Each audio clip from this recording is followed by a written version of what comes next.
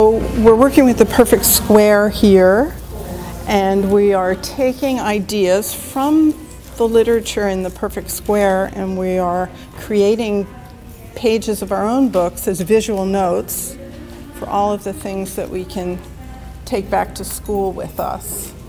So the theory part, what were some of the things that you had come up with in talking about other things that could come out of the perfect square?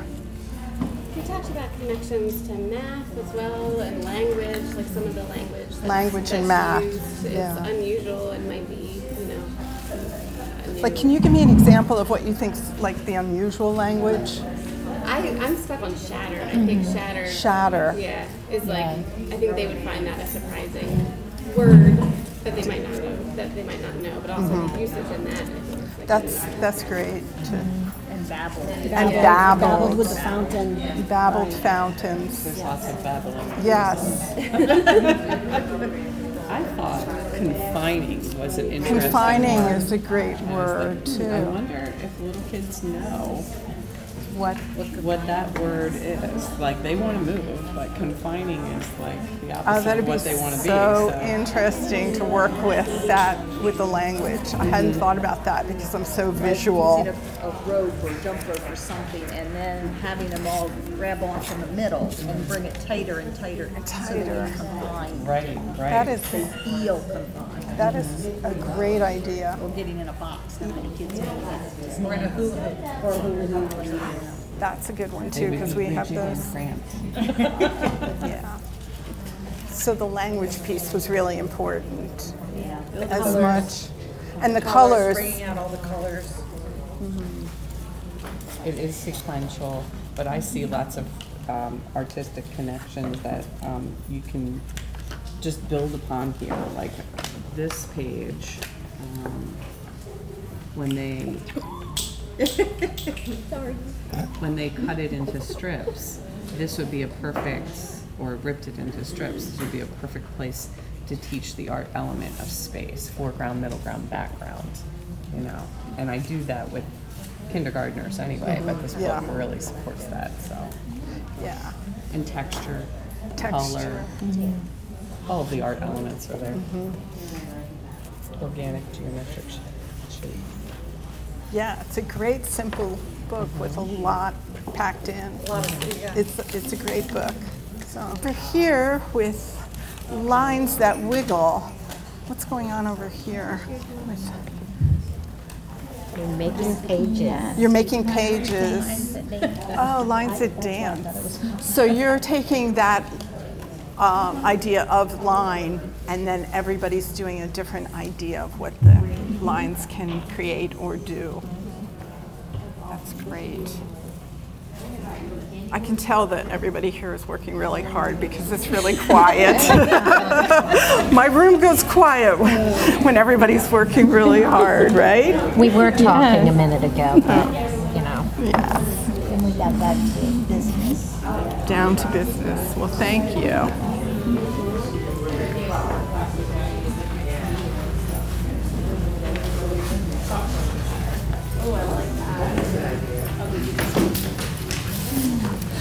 So in your shape book over here, this book was, let's see, got all my titles.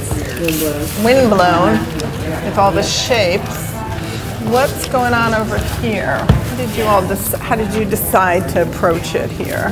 We're each doing our own. Like mini book. A mini book, okay, of shapes. I did actually kind of borrowed one of your ideas, and from the end of the story, I continued and created a new story. Okay. That on Wednesday, when the wind blew the scraps to me and asked the question, I was thinking, and then suddenly the scraps took over me, and I became, and whatever that child is. So that is, so it goes from the page to what they do? Okay. Can they act it out? Yes, they can. Oh, wow. I love it. I love it. So we're going 2D to 3D to connect from static to kinetic. That's really a great idea. Yeah.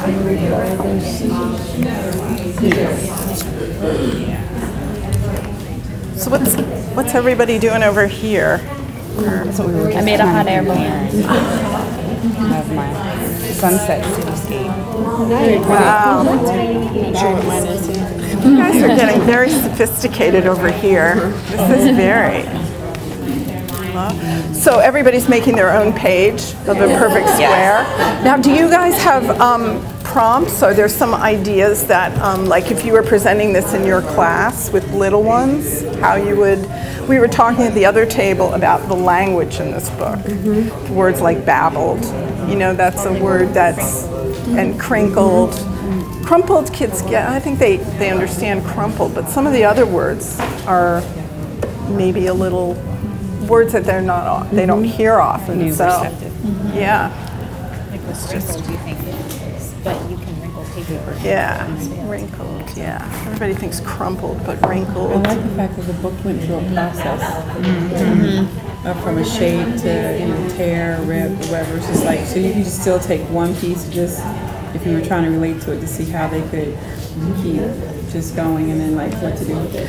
So how everyone's just so creative. Right, and I think that's a good point, because children at that age, when you're talking, they should be more concerned about the process, because their end product is not always going to look like maybe the teacher's would, and that's what they need to understand. It doesn't have to, because each one of those was a different ending for a different process. And Not only the children, but the parents. And the parents. Yes, Parents need to be educated education. about not having that cookie cutter product at the end, or Yeah. like, why does mine look so not like everybody else? Why aren't Because they your calling child them is out? unique. This is what your child gets to see. And Think about the skills they develop in the process. yeah, That's the beauty of Problem being solving toddlers, because that's a sense of discovery, and that's what that book lends itself to, the discovery of what could be a square, and out of a square, I can make my own anything. anything. Yes, And still you have the basic concept of a square. yeah. So they get they get a skill like what that shape looks like, and yet And they can manipulate and they it. can manipulate it. Another thing is when papers are when kids aren't satisfied and they've torn something. This is a great book to bring out as at that time, like you were saying, like, oh, okay, look, let's take a look at this. How this transpired. It's Exactly. and when they crumple it, It I can like serve to- another purpose. Yes. Yes. I like that. Right. Right. You didn't destroy it. Right. Altered it. You can talk about the hard lines and then the soft line of the table. It never ends. That's good. Yeah, and educating our families is a big piece of it, right? I send home at the very beginning of the year a note to all the parents about that. One time one of my students left and went on to a different school later, and I saw her work alone in her mom's kitchen, and I was like, oh, that's really great. And she said, I thought that too, until I went in and saw the whole wall of sunflowers, and I was like, were they studying Vincent van Gogh maybe? It's like kind of that, okay, it's Vincent van Gogh and we're doing sunflowers and this is how you make a sunflower, not look at the variety of sunflowers, right? So There's no observation and analysis and interpretation. right. And if you have the time to educate the parents, then that's so valuable. In summary, today we started with some literature, different books, and each of us at the table created pages of books inspired by the literature.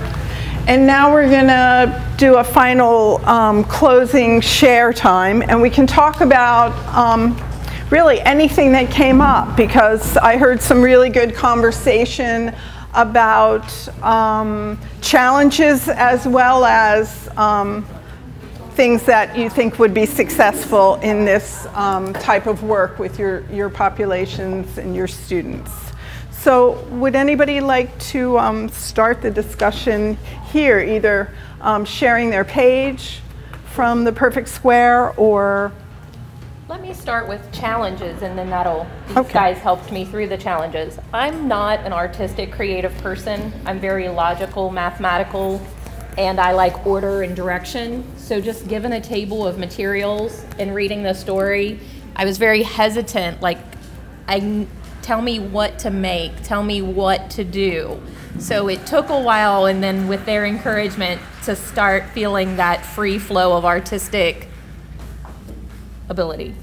But mine still has order and symmetry and pattern. So I don't know. Nice.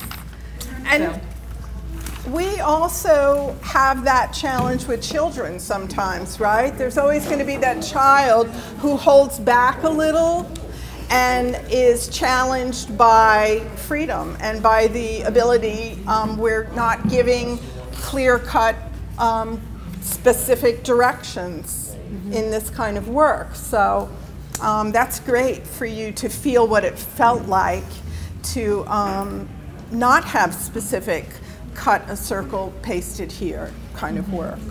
So would anybody else like to share from this table something that I did mine dimensional so that you could get the feeling of what exactly it was that I was making. So then I just crinkled up the pages and ripped them, and that's how I got my flower. So I think dimension is important for children because it helps them if they're tactile. Nice, nice. So bringing it from 2D up into 3D to crumple. And kids, when they're tearing paper, that often happens. Often when we're tearing that piece in the perfect square where you're tearing, that's a pretty sophisticated activity for little ones, is that idea of how to tear the paper. So making it okay to have it crumpled is great. Great idea. Anybody else at this table have anything they'd like to share?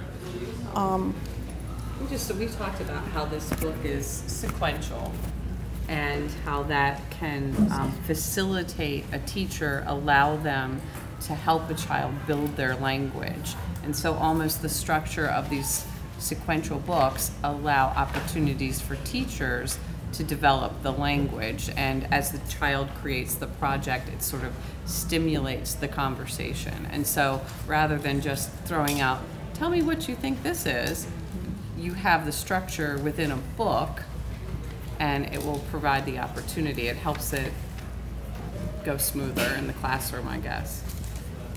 And we particularly like this, the vocabulary in this book. I mean, because we weren't just working with that vocabulary, we started thinking about other big words.